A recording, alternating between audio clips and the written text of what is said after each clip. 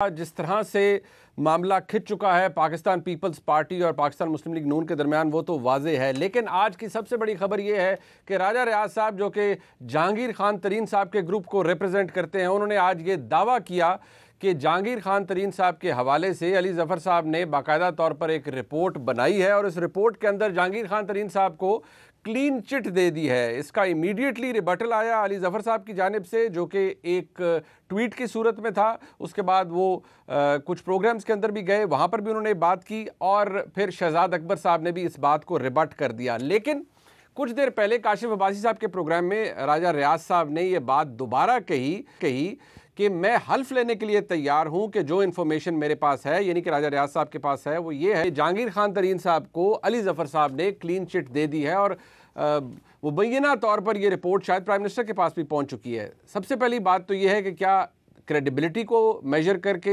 हम देखेंगे कि कौन सच बोल रहा है, कौन झूठ बोल रहा है, या रिएक्शंस, और रिएक्शंस हम किन से जानेंगे, ये भी आज के प्रोग्राम में आपको पता चलेगा। और जो कुछ हो रहा है पाकिस्तान के सियासी महाज पर, वो भी डिस्कस करेंगे। गवर्नेंस एक इम्पॉर्टेंट इशू रहा है इस हुकूमत का, उस पर भी तज्जिया हासिल करेंगे कि आज एज वी स्पीक क्या हुकूमत फाइनली उस स्टेज पर आ गई है जहां वो अब डिलीवर करने जा रही है और अगले 2 साल में पाकिस्तान तहरीक इंसाफ की हुकूमत डिलीवर कर पाएगी। ये तमाम गुफ्तगू करने के लिए मेरे साथ मौजूद हैं जनाब काशिफ अब्बासी साहब, किसी तारुफ के मौजूद नहीं, जनाब इरशाद भट्टी साहब मुस्कुरा रहे हैं, बहुत शुक्रिया भट्टी साहब आपका, और जनाब वन एंड ओनली सलीम साफ़ी साहब। सलीम साफ़ी साहब का बहुत शुक्रिया कि उन्होंने बहुत मेहरबानी फरमाई है इस प्रोग्राम को तरतीब देने में हमारे लिए। बहुत शुक्रिया सलीम साफ़ी साहब आपका। मेरे ख्याल में मैंने रिपीट करने की ज़रूरत नहीं, राजा रियाज साहब आपके प्रोग्राम पे थोड़ी देर पहले आए थे और उन्होंने हल्फ ले लिया। सो ये इंपॉर्टेंट इशू है काशिफ साहब, ये NRO की जो पूरी गेम, NRO नहीं देंगे, इमरान खान साहब कहते रहे। क्या इमरान खान साहब ने जब जहांगीर खान तरीन साहब के वो बंदों से मुलाकात की, जो भी हुआ, क्या वहीं से एक थोड़ा सा डिफरेंट अरेंजमेंट नहीं देना शुरू कर दिया था, या अरेंजमेंट नहीं क्रिएट कर दिया था जहांगीर खान तरीन साहब के लिए, जहां वो is already subject to an investigation, लेकिन उनके लोगों को बुलाया जाता है और कहा जाता है अच्छा जी अली जफ़र साहब ज़रा मामले को इन्वेस्टिगेट करेंगे? नहीं, इससे देखिए, जब से अली जफ़र साहब आए हैं तब से कार्रवाइयाँ रुक गई हैं। तब से पहले तो था रेड हो गई, रिकॉर्ड उठा लिया, इसको बुला लिया, उसको बुला लिया। सो जब आपने उनको मुलाकात के लिए बुलाया और जिस दिन अली जफ़र साहब को अपॉइंट किया, तो एक मैसेज चला गया कि जब तक अली जफ़र की तरफ नज़र रखें, जो वो कहेंगे उसके मुताबिक फ़ैसला होगा कि आगे क्या होना है। ये पाकिस्तान की ब्यूरोक्रेसी हो या हमारा जो पॉलिटिकल सिस्टम वो ऐसे ही काम करता। ठीक, जब लीडरशिप ने कह दिया कि जी अली जफ़र पहले दोनों की बात सुनेगा, मुझे बताएगा कौन ठीक कह रहा है, सो उसके बाद गो स्लो तो होना ही था।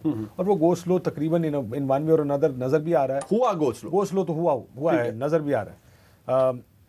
क्या ये मुलाकातें हुई? देखिए, मैंने दोनों लोगों से, शहजाद अकबर साहब से भी बात की, अली जफ़र साहब से बात भी की, उन्होंने टीवी पर आके भी इनकार किया मीटिंग से।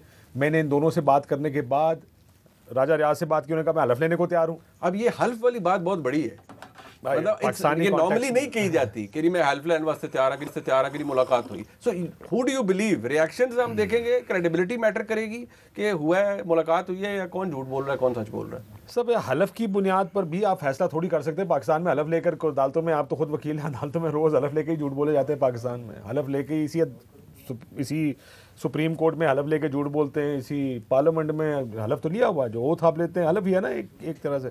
तो पाकिस्तान की कोई रिवायत हलफ लेकर सच बोलने की कोई इतनी अच्छी तो है नहीं। नॉट सेइंग कि राजा साहब सच नहीं बोल रहे हैं, झूठ बोल रहे हैं। मैं तीनों की बात सुनी, तीनों बड़ी कन्विक्शन से कह रहे हैं। दो कह रहे हैं मीटिंग नहीं हुई है, कह रहा है मीटिंग हुई है। Are you torn on this कि यार भाई, मैं आपको अगली बात कहना टोन तो या पार्टली, बट राजा साहब ये नहीं कह रहे कि जहांगीर तरीन के घर में मुलाकात हुई है या किसी की वजारत में मुलाकात हुई। वो कहते हैं इस्लामाबाद में। इस्लामाबाद तो बहुत बड़ा है। अब बहुत बड़ा, 22 लाख का। मैंने इसीलिए ये कहा था, मैंने कहा पारे से लेकर F-17, 18 तक बहुत बड़ा इस्लामाबाद है, तो किधर मुलाकात हुई उसको उन्होंने स्पेसिफाई नहीं किया। तरीन साहब के लिए कोई क्रिएट हो गया है थोड़ा सा, जहाँ उन्हें ये NRO या थोड़ी गुंजाइश मिल रही है सलीम साहब, या नहीं? देखिए मनीब, मैं तो ये पिछले 1-2 महीने आउट भी रहा, लेकिन जब फील्ड में भी रहा तो मैंने कभी इन चीज़ों पे तवज्जो नहीं दी, ना इस पे वक्त ज़ाया किया है। इधर सिंपल एक उसूल है, अगर आप कैम्प के इस तरफ हैं, ठीक है, तो आपके ख़िलाफ़ कमीशन भी बनेंगे, आपके ख़िलाफ़ नैब भी मुतहरिक होगा, आपके ख़िलाफ़ अदालती फ़ैसले भी आएंगे। अगर आप कैम्प के दूसरी तरफ हैं तो आप कुछ भी करें, ठीक है, आपके ख़िलाफ़ ना नैब कुछ करेगा, ना अदालती फ़ैसले आएंगे, न कमीशन बनेंगे। फिर ये कि इमरान खान साहब का भी यही उसूल है। इमरान खान साहब के लिए ये चीज़ें कोई मैटर नहीं करती।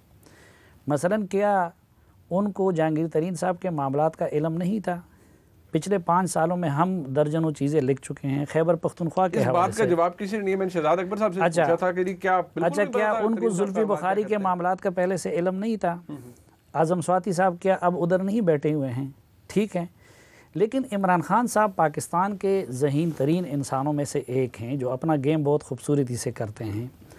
वो ये कि आपसे किसी और वजह से नाराज़ हो गए या आप उनके लिए बोझ बन गए तो उस बुनियाद पे आपको नहीं निकालेंगे, बल्कि सिचुएशन ऐसी बना देते हैं कि उसके नतीजे में वो हीरो बन जाते हैं। नहीं, बट तरीन साहब के लिए सिचुएशन बनाई गई, आप ये कहते हैं? तरीन साहब के मामलात शुगर कमीशन से बहुत पहले ख़राब हुए थे और तरीन साहब की वो टैपिंग या उसकी वाइफ की टैपिंग उससे पहले शुरू हुई थी और तरीन साहब को उससे पहले कुडेन लाइन लगा दिया गया था। ठीक है, तो फिर ये शुगर कमीशन क्या है आपके? शुगर कमीशन ये था कि देखें, हमारी मैनेजमेंट ने आपकी ज़्यादा तनख्वाह मुकर्रर की है मेरा हक लेके। अल्लाह करे। ठीक है। अच्छा, अगले दिन वो कहें कि मुनीब मैं इसके लिए कमीशन बना रहा हूँ, तो उनको और आपको तो पता है ना। तो तरीन साहब उस वक्त उनसे ये कह रहे थे कि भाई आप कमीशन मुझसे तो जान छुड़ाना चाहते हैं, ठीक है, तो आप अगर कमीशन बना रहे हैं तो आप इसका ये कि मुझे उधर कुर्बानी का बकरा बनाना चाह रहे हैं।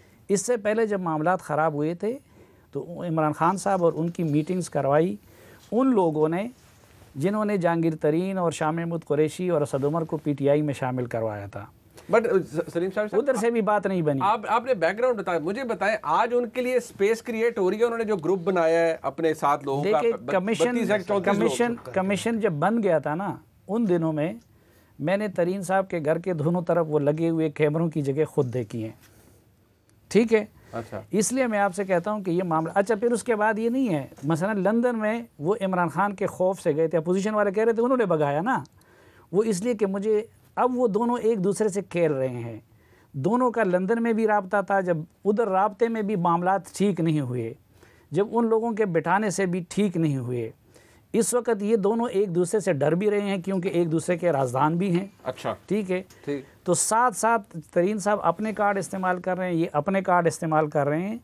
इसलिए एक तो ये है, और दोनों में ये लचक है। इमरान खान साहब का कल मसला ज़रूरत पड़ जाए वो तरीन के कमीशन भी ख़त्म कर लेंगे। कोई ये तस्वर कर सकता था कि शेख रशीद और बाबरावान उनके राइट हैंड बनेंगे? अच्छा, ये तो आपने कहा ज़रूरत की जो बात है, ठीक है, यही राय बन गए या नहीं? यही राय अब मेरी जुल्फ़ी बुखारी के बारे में भी है कि जुल्फ़ी बुखारी का असल रीज़न कुछ और है। अगर जुल्फ़ी बुखारी की पोजीशन वो होती तो न रिंग रोड पे कोई तहकीकात होते, न उनसे इस्तीफ़ा लिया जाता।